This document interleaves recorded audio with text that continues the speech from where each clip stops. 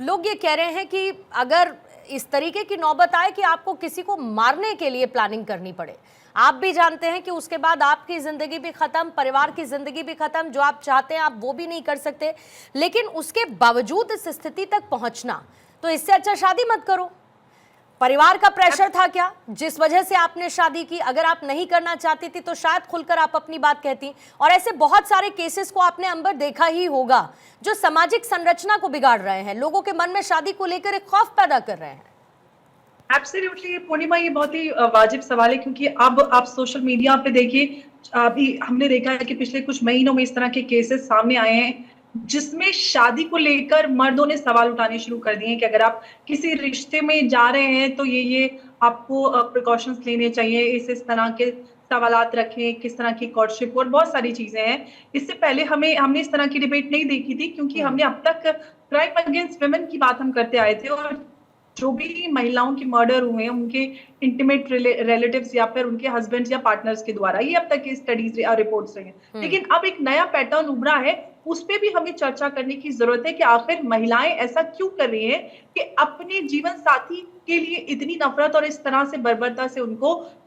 Murder करवा रही हैं। अब महिलाओं के ऊपर देखिए, हम जानते हैं कि हर महिला में उतना कॉन्फिडेंस नहीं होता कि वो अपनी मांग या अपनी बात घर वालों के सामने नहीं रख पाती, क्योंकि घर वाले, परिवार वाले सब कुछ जानते हुए कि एक लड़की किसी और को पसंद करती है, फिर भी परिवार, खानदान उसकी इज्जत का हवाला देकर लड़की को चुप कराया जाता है और एक ऐसे आदमी से शादी कर दी जाती है जिसको ये सारी चीजें पता भी नहीं होती है, और अंजाम हमें राजा रघुवंशी जैसा नजर आता है। तो इसमें सिर्फ लड़की की गलती नहीं है, वो परिवार वाले भी उतने ही कसूरवार हैं जो जानते बूझते जबरदस्ती लड़कियों को इस तरह के रिश्तों में डालती हैं, और लड़कियां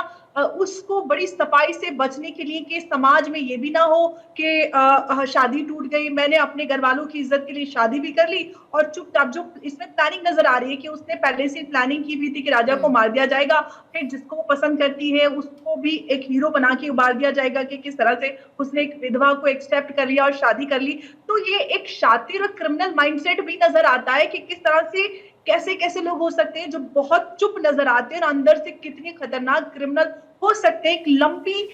चौड़ी तैयारी के बाद उन्हें एक तरफ शादी की तैयारियां चल रही थी और दूसरी तरफ राजा रघुवंशी की मर्डर की प्लानिंग चल रही थी। तो आप में इतनी अकल है कि आप किसी का मर्डर प्लान कर सकते हैं, लेकिन आप ये प्रोटेस्ट नहीं कर सकते परिवार वालों के आगे कि आपको एक अनचाहे रिश्ते में नहीं आना है। तो ये बहुत